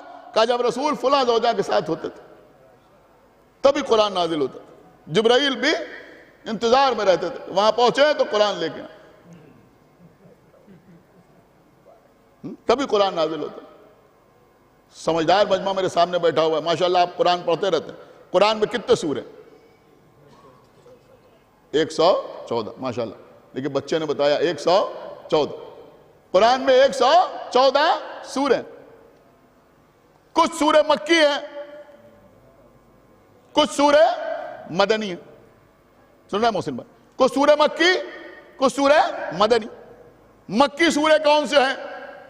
کہ دوران قیام مکہ جو سورے پیغمبر پہ نازل ہوئے وہ کہلاتے ہیں مکی. اب اس سے زیادہ بچوں کو سمجھا نہیں سکتے. اور دوران قیام مدینہ جو سورے پیغمبر پر نازل ہوئے وہ سورے ہیں مدنی. یہی تو ڈیفینیشن ہے نا، یہ مکی سورے، یہ مدنی سورے. آپ جانتے ہیں مکی سوروں کی تعداد کیا ہے اور مدنی سوروں کی تعداد کیا؟ دیکھئے اس بات پر شاید بہت سے لوگ غور نہیں کرتے. خدا کے لیے ابھی جو میں پڑھ رہا ہوں اس کو آپ اگر یاد کر سکیں تو یاد کر لیں، ورنہ بعد میں گراف ایجنسی اور دوسرے چینل سے جو مجلس جا رہی ہے اس پہ دیکھ کے یاد کریں. میں عام لوگوں سے کہہ رہا ہوں جو مومنین بیٹھے ہیں یا جو نوجوان بیٹھے ہوئے ہیں، مکی سورے کتنے ہیں معلوم ہے آپ؟ مکی سوروں کی تعداد ہے 86. کتنے سورے؟ 86 سورے مکی ہیں اور 28 سورے مدنی ہیں. ملا کے کتنے ہوئے؟ 114. 86 اور 28 ملائیے تو ہوئے 114. 86 سورے مکے میں نازل ہوئے، 28 سورے مدینے میں نازل ہوئے. اب تھوڑا سا کیلکولیشن کیجئے، سب کے پاس موبائل ہے، حالانکہ مجلس کے درمیان موبائل نہ نکالیے گا. ایک صلوات پڑھے پر محمد وآل محمد.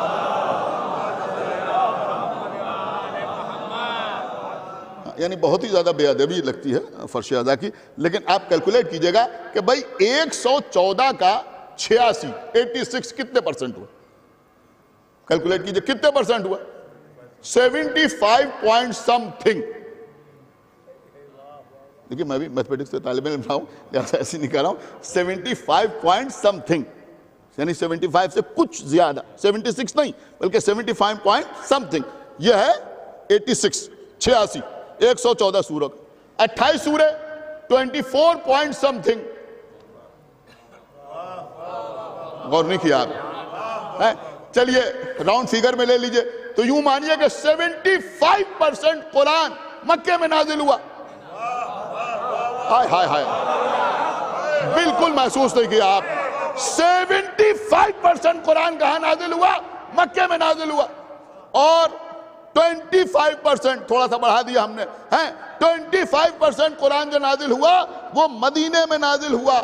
اب ہمیں یہ بتاؤ کہ یہ 75% قرآن جب پیغمبر پر نازل ہوا تو پیغمبر کے گھر میں پیغمبر کی کون سی زوجہ تھی؟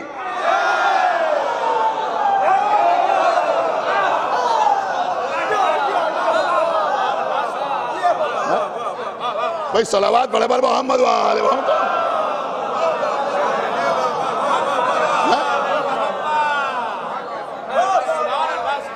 ایک صلوات پڑھے پر محمد وآل محمد.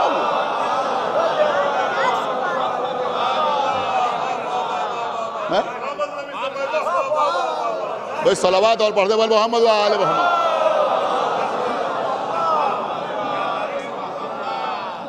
دیکھیں ایک دو یہاں اہل لکھنؤ بیٹھے ہوئے میں، اس سے اچھا شاید کوئی جملہ نہ ہوگا. ایک دو کانی کھدری روایتیں، ایک دو جن کا کوئی بھروسہ نہیں ہے، ایسی مل جائیں گی کہ ان محترمہ کا نکاح مدینے میں ہو گیا تھا، لیکن وہ بھی لکھتے ہیں مکے میں ہو گیا تھا نکاح، لیکن وہ بھی لکھتے ہیں کہ رخصتی مدینے ہی میں ہوئی. سن رہے ہیں آپ؟ اس کا مطلب یہ ہوا کہ جب تک رسول مکے میں رہے سوائے خدیجہ کے، سن رہے ہیں آپ؟ سوائے جناب خدیجہ کے پیغمبر کے گھر میں کوئی اور زوجہ موجود نہیں۔ تو 75% قرآن جو پیغمبر پر نازل ہوا وہ خدیجہ کے گھر میں نازل ہوا۔ کیا سنا آپ نے؟ خدیجہ کے گھر میں نازل ہوا۔ اب یہ جملہ جیسے جی چاہے ویسے سنیے گا، اس لیے کہ جہاں خدیجہ اکیلی ہے 75% قرآن جو نازل ہوا وہ خدیجہ کے گھر میں نازل ہوا۔ اب کوئی خوش ہو کے یہ نہ کہے تو 25% ان کے گھر میں نازل ہوا، نہیں 25% پہ ایک نہیں ہے، 9 ہے۔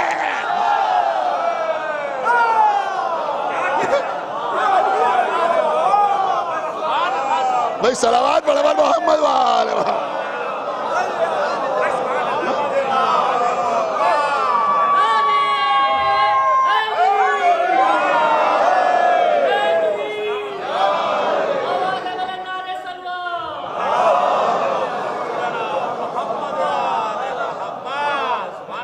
ایک صلوات اور پڑھتے بولو محمد وآل محمد۔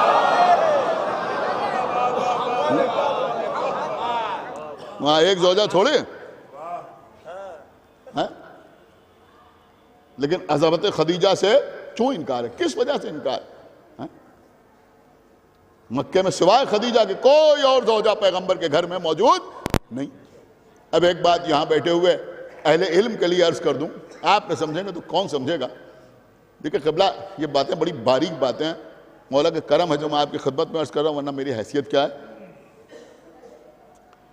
دیکھیں قرآن مجید میں ازواج رسول کے سلسلے میں بڑی آسانی سے میں پڑھوں گا، چیخنے پکارنے کی ضرورت ہی نہیں ہے، آپ انشاءاللہ محسوس کریں گے کہ قرآن مجید میں ازواج رسول کے سلسلے میں جتنی ڈانٹنے پھٹکارنے والی آیتیں ہیں وہ سب مدنی ہیں۔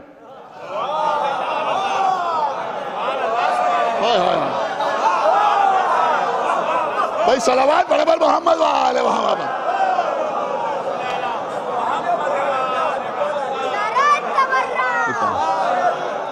میں قبلہ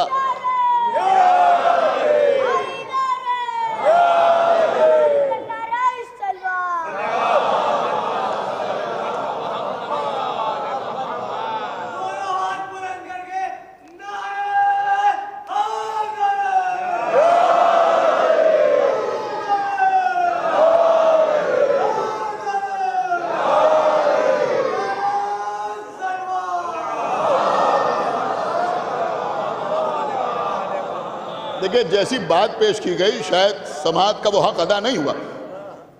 جتنی ڈانٹنے پھٹکارنے والی آیتیں، چاہے وہ سورہ احزاب کی آیتیں ہوں، سمجھ رہے ہیں آپ، اور یا سورہ تحریم کی آیتیں ہوں، وہ سب مدنی ہیں۔ اور ایک بات اور بھی آپ کی خدمت میں عرض کر دوں کہ ایسی کسی آیت میں واحد کا صیغہ استعمال نہیں ہوا۔ ایک صلوات پڑھتے ہوئے محمد وآل محمد۔ تھک گئے شہداب حضرات، کسی ایسی آیت میں واحد کا صیغہ استعمال نہیں، وَقَرْنَا فِي بُيُوتِكُنَّ۔ اللہ ازواج رسول سے کہہ رہا ہے، یہاں جمع کا صیغہ استعمال ہو رہا ہے، جمع مؤنث کا صیغہ استعمال ہو رہا ہے کہ تم سب اپنے اپنے گھروں میں رہو۔ اس کا مطلب یہ ہوا کہ جب یہ آیت نازل ہو رہی ہے تو ایک بی بی نہیں ہے، سمجھ رہے ہیں؟ ایک بی بی نہیں ہے، اور آیت بھی نازل ہو رہی ہے تو کہاں نازل ہو رہی ہے؟ مدینے میں نازل ہو رہی ہے۔ قلوبکما، تمہارے دل ٹیڑھے ہو گئے تم دونوں کے، وہاں بھی دو، غور کیا آپ نے، وہاں بھی دو ہیں۔ اب وہ دو کون ہیں؟ وہ دو کون ہیں؟ اللہ اکبر، وہ دو کون ہیں؟ خلیفہ دوم نے قرآن کے سلسلے میں کبھی زبان سے سچ بولا ہی نہیں سوائے اس معاملے کے۔ میں بہت بڑی بات آپ کی خدمت پہ عرض کر گیا، جب کسی نے پوچھا کہ بھئی وہ دو کون ہیں جن کے دل ٹیڑھے ہو گئے، تو انہوں نے اپنی بیٹی کا نام لیا اور اپنے بڑے بھائی کی بیٹی کا نام لیا۔ ایک صلوات پڑھے بلو محمد وآلہ محمد۔ ہیں؟ آپ دیکھیے یہ میں یوں ہی نہیں عرض کر رہا. تو میں عرض یہ کر رہا تھا. اب آپ کہیں گے کہ بھئی ازواج رسول کے سلسلے میں جو مدنی آیتیں ہیں ان میں تو ڈانٹ پھٹکار نظر آ رہی ہے، ڈانٹ پھٹکار نظر آ رہی. اب مکی آیت سناؤں آپ کو، مکی آیت سناؤں آپ کو. وہ وجدک عائلا فاغنا، سورہ الضحیٰ کی آیت، یہ مکی ہے. اللہ اپنے رسول سے کہہ رہا ہے کہ کیا جب آپ مفلس تھے تو ہم نے آپ کو غنی نہیں کر دیا؟ آیا جب آپ مفلس تھے تو ہم نے آپ کو غنی نہیں کر دیا، غنی نہیں کر دیا. کیا سن رہے ہیں آپ کو ہم نے غنی نہیں کر دیا جب آپ مفلس تھے. اب آیت نازل ہوئی ہے مکے میں، اب مدینے میں آنے والی کسی بی بی کو یہاں کیسے فٹ کیا جائے؟ آپ فریفا سمجھ رہے ہیں کیسے یہاں لایا جائے؟ وہ وجہ کہ عائلاً فاغنا، جب آپ مفلس تھے، نادار تھے، تو کیا ہم نے آپ کو غنی نہیں کیا؟ مجبوراً سب کو لکھنا پڑا، سب کو کہنا پڑا. چھپر جیسی داڑھی والے اسرار احمد کو بھی کہنا پڑا. دیکھیں میں پڑھ کے بھی پڑھ رہا ہوں اور سن کے بھی پڑھ رہا ہوں. آپ دیکھیں گا کہ یوٹیوب کے اوپر اسرار احمد کو بھی کہنا پڑا کہ یہ وجدک عائلا فاغنا، اس کی مصداق جناب خدیجہ الکبریٰ. سمجھ رہے ہیں؟ اس لیے کہ جب پیغمبر نے ان سے عہد فرمایا تو اللہ نے ان کی دولت کے ذریعے سے پیغمبر کو غنی کر دیا. آج بڑے فخر کے ساتھ مسلمان کہتے ہیں فلاں صاحب، انہوں نے کہا یہ غنی ہے. اب غنی ہے یا فقیر اس پر بحث نہیں ہے، لیکن ہمیں یہ بتاؤ کہ اگر یہ غنی تھے تو رسول کے پاس آنے سے پہلے سے غنی تھے یا بعد میں غنی ہوئے؟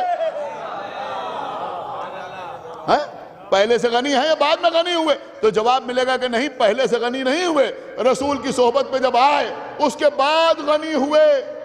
اس کا مطلب یہ ہوا کہ رسول کی صحبت کی وجہ سے غنی بنے. کیا سن رہا ہے؟ ارے بھیا جو رسول کی وجہ سے غنی بنے وہ اور ہوتا ہے، اور جس کے وسیلے سے اللہ رسول کو غنی بنائے.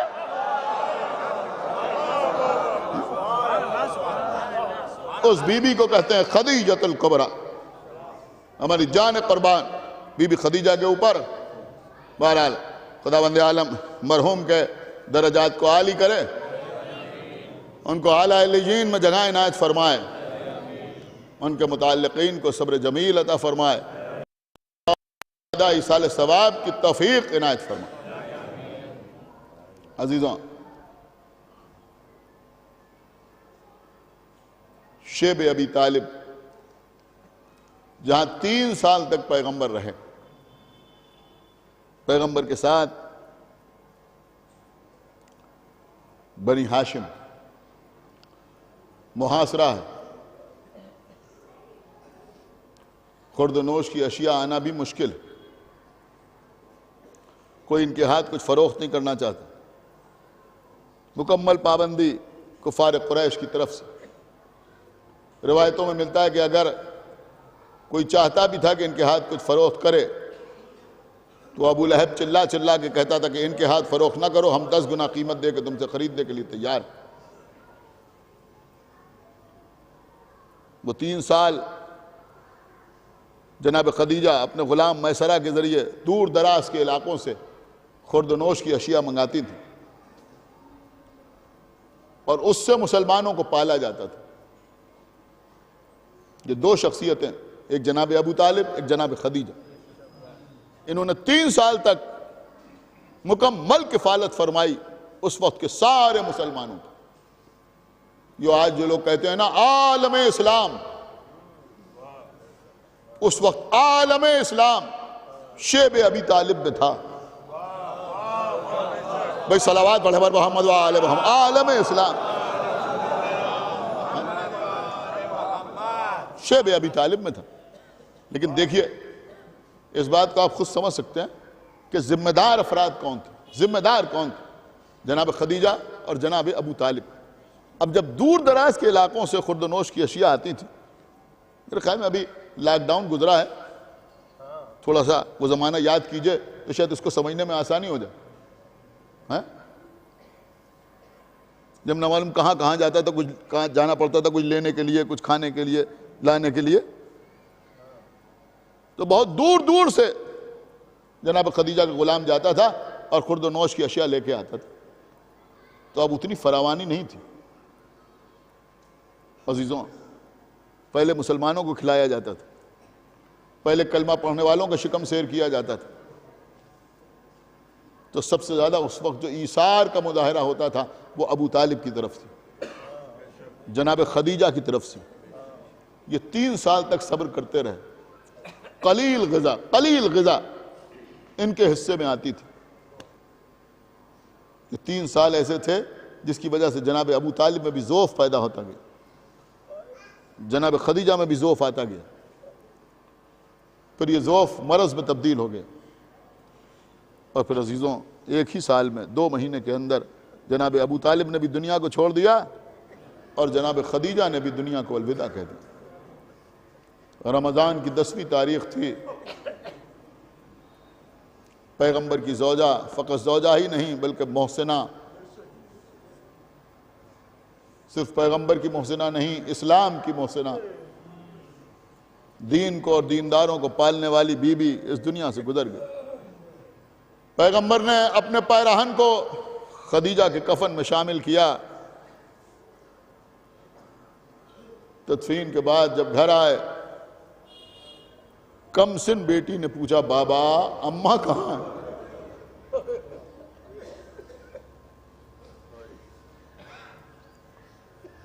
وہ اللہ کے رسول جو اللہ کی وحی کے بغیر کلام نہیں کرتے، جبریل امین نازل ہوئے، فاطمہ سے کہہ دیجئے کہ ان کی ماں جنت میں ایک سفید موتیوں کے محل میں موجود ہے، جہاں سکون ہی سکون ہے، کوئی ہنگامہ نہیں ہے، کسی قسم کا شور شرابہ نہیں ہے۔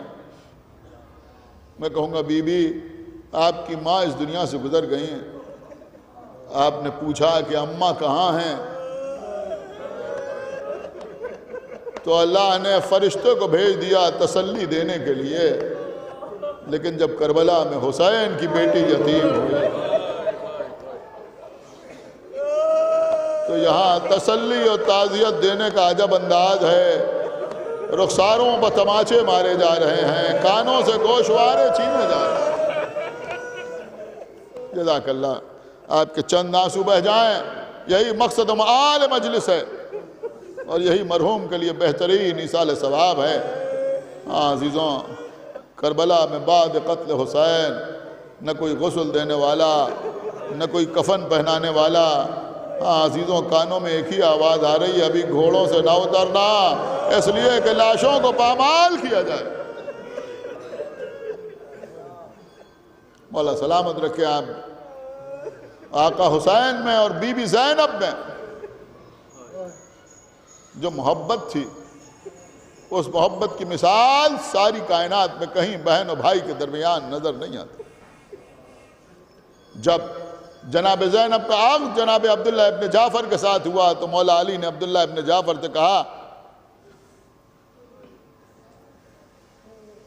کہ میری بیٹی زینب اپنے بھائی حسین سے بڑی محبت کرتی ہے،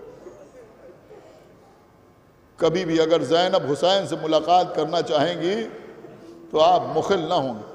عبداللہ نے ہاتھ جوڑ لیے، یا علی میں تو خود ہر وقت مشتاق رہتا ہوں آقا حسین کی زیارت کا، میں کیوں روکوں؟ ہاں عزیزوں، روز آنا یا تو جناب زینب آقا حسین کے گھر آتی تھی، یا پھر آقا حسین اپنی بہن زینب سے ملاقات کے لیے جاتے تھے۔ موسم گرم تھا، آقا حسین جناب زینب سے ملاقات کے لیے پہنچے، سین خانہ میں گئے، زینب بستر پر لیٹی ہوئی تھیں، سین خانہ میں چہرے پر دھوپ آ رہی تھی، چاہنے والے بھائی سے برداشت نہ ہوا، گوارا نہ ہوا، ایک مرتبہ دوش سے ردا اتاری، زینب کے اوپر سایہ کر کے کھڑے ہو گئے۔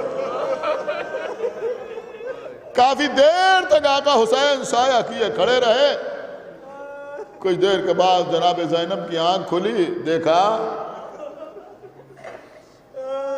کوئی سایہ کیے ہوئے کھڑا ہے، ارے یہ تو میرے بھیا حسین ہے۔ اٹھ کے بیٹھیں، دیکھا کہ امام حسین کی پیشانی پر پسینے کے قطرے نظر آ رہے ہیں۔ ارے بھیا آپ کے چہرے پر پسینہ آ گیا، اے بھیا آپ نے جگا دیا ہوتا، میں اٹھ کے اندر چلی جاتی۔ بہن زینب میں نے یہ مناسب نہ سمجھا کہ آپ کے آرام میں خلل پڑے۔ عزیزوں آنکھوں سے آنسو جاری ہو گئے زینب کی، میرا بھیا کو مجھ سے اتنی محبت، اتنا خیال۔ وضو کیا، مصلی بچھایا، 2 رکعت نماز پڑھی، شکر کا سجدہ ادا کیا۔ پروردگار تیرا شکر ہے کہ تو نے ایسا چاہنے والا بھائی عطا کیا۔ شکر کے سجدے سے سر اٹھایا تو پھر ہاتھوں کو دعا کے لیے اٹھا دیا، اے پروردگار کبھی کوئی موقع مجھے بھی ملے، میرا بھیا دھوپ پہ ہو تو میں بھی اپنے چادر سے سایہ کر کے جزاک اللہ۔ بس مجلس تمام ہو رہی ہے۔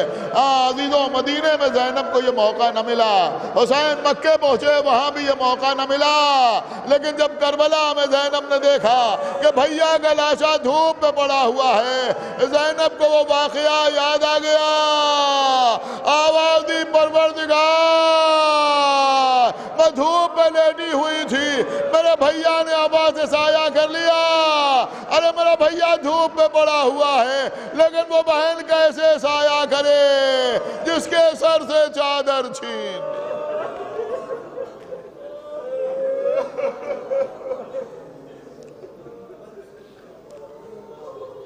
پروردگار جو واسطہ محمد وآل محمد کا ہماری اس عبادت کو قبول فرما۔ پروردگار جو واسطہ محمد وآل محمد کا تمام حاضرین مجلس اور بانیان مجلس کے دلی مقاصد کی تکمیل فرما۔ پروردگار جو واسطہ محمد وآل محمد کا ہم کو اعمال صالحہ کی توفیق عنایت فرما۔ ہمارے عقائد کو صحیح و سالم رکھ، ہم جب تک زندہ رہیں آل محمد کی محبت اور ان کے دشمنوں کی عداوت پہ زندہ رہیں، اور دنیا سے جائیں تو یہ دونوں عظیم ترین نعمتیں اپنے ساتھ لے کر۔ پروردگار جلد از جلد ہمارے امام زمانہ کا ظہور فرما اور ان کا اصحاب اور انصار میں ہمارا شمار فرما۔ حضرات 1 مرتبہ سورہ حمد اور 3 مرتبہ سورہ اخلاص کی تلاوت فرما کر محمد ایوب مرحوم ابن محمد سرور الحمدللہ۔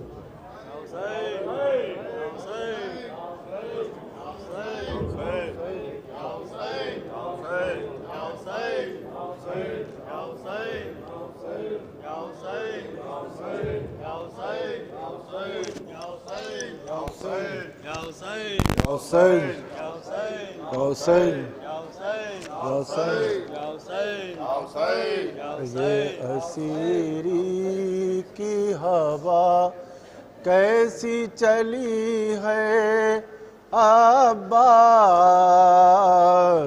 یہ اسیری کی ہوا کیسی چلی ہے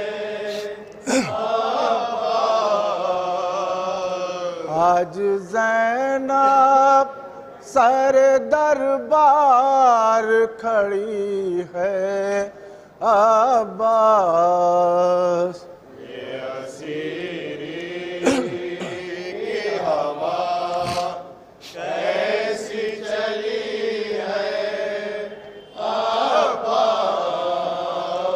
جن کے والی بھی نہیں گود میں بچے بھی نہیں، جن کے والی بھی نہیں گود میں بچے بھی نہیں، یہ بہن ساتھ انہیں لے کے چلی ہے عباس، یہ اسیری کی ہوا کیسی چلی ہے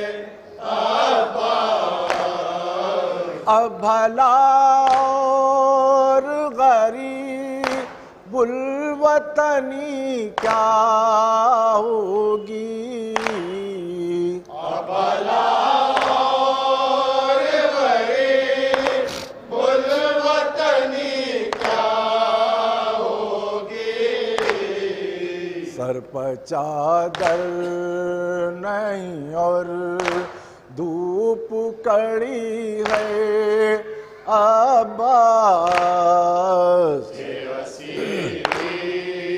کی ہوا کیسی چلی ہے عباس بجھ گئے شام غریباں کے وہ شعلے لیکن بجھ گئے شام غریباں کے وہ شعلے لیکن دل زینب میں ابھی آگ لگی ہے عباس کی ہوا کیسی چلی ہے عباس ایک بیمار بھتیجا ہے فقط ساتھ میرے ایک بیمار بھتیجا ہے فقط ساتھ میرے اس کے پیروں میں بھی زنجیر پڑی ہے عباس کی ہوا کیسی چلی ہے عباس لوگ صدقے کی کھجوریں میری جانب پھینکیں لوگ صدقے کی کھجوریں میری جانب پھینکیں کیا یہی مرتبہ آل نبی ہے عباس کی ہوا کیسی چلی ہے عباس لب سرور پچھڑی مار رہا ہے ظالم لب سرور پچھڑی مار رہا ہے ظالم اور حسرا سے بہن دیکھ رہی ہے عباس کی ہوا کیسی چلی ہے عباس بیٹھ کر پڑھتی ہوں راتوں کو نمازیں بھیا بیٹھ کر پڑھتی ہوں راتوں کو نمازیں بھیا اب تو میری بھی کمر ٹوٹ گئی ہے عباس کی ہوا کیسی چلی ہے عباس شخصیت زینب مضطر کی بیاں کیا ہو بلاس شخصیت زینب مضطر کی بیاں کیا ہو بلال کبھی زہرا کبھی سرور تو کبھی ہے عباس کی ہوا کیسی چلی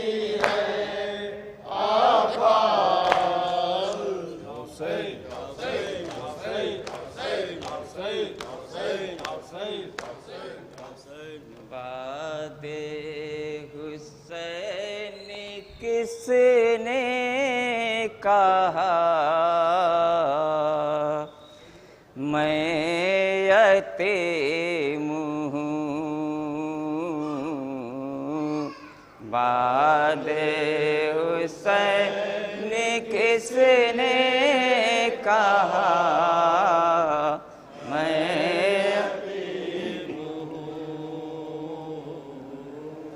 مقتل سے آ رہے ہیں صدا میں یتیم ہوں بعد حسین کس نے کہا میں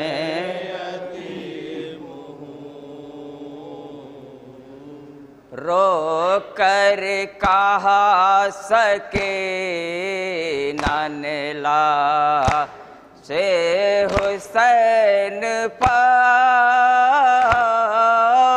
رو کر کہا سکے نانلا سے حسین پر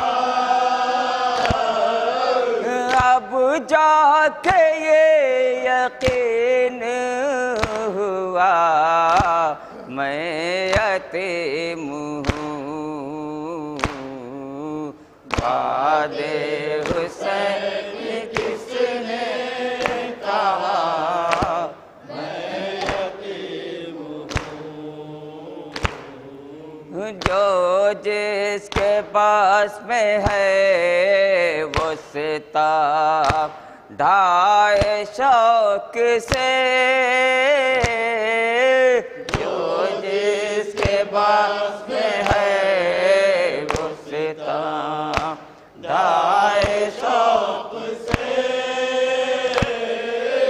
اب کیا کروں کسی سے گلا میں یتیم ہوں بعد حسین کس نے کہا میں یتیم ہوں پھر دیکھتے ہو کون تماچے لگائے گا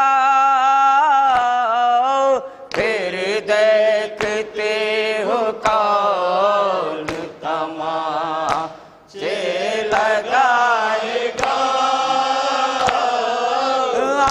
منہ سے کوئی کہہ دے ذرا میں یتیم ہوں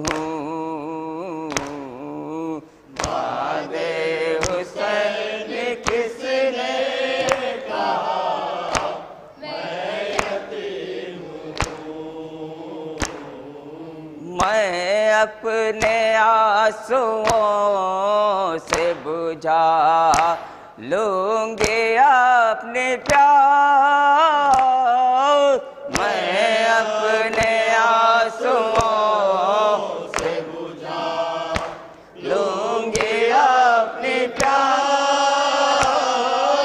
دریا سے لوٹ آؤ چچا میں یتیم ہوں بعد حسین کس نے کہا میں یتیم ہوں مقتل سے سوئے شام یہ کہتے ہوئے چلے مقتل سے سوئے شام یہ کہتے ہوئے چلے بابا میرا شہید ہوا میں یتیم ہوں بعد حسین کس نے کہا میں یتیم ہوں سارا گیا سکینہ نے ناپ کے گود میں سارا دیا سکے نان ناپ کی گود میں رکھنا بھی خیال میرا میں یتیم ہوں بعد حسین کس نے کہا میں یتیم ہوں ذکر سکیناتے دل کانپ اٹھا سرو ذکر سکیناتے دل کانپ اٹھا سرو جیسے کسی نے مجھ سے کہا میں یتیم ہوں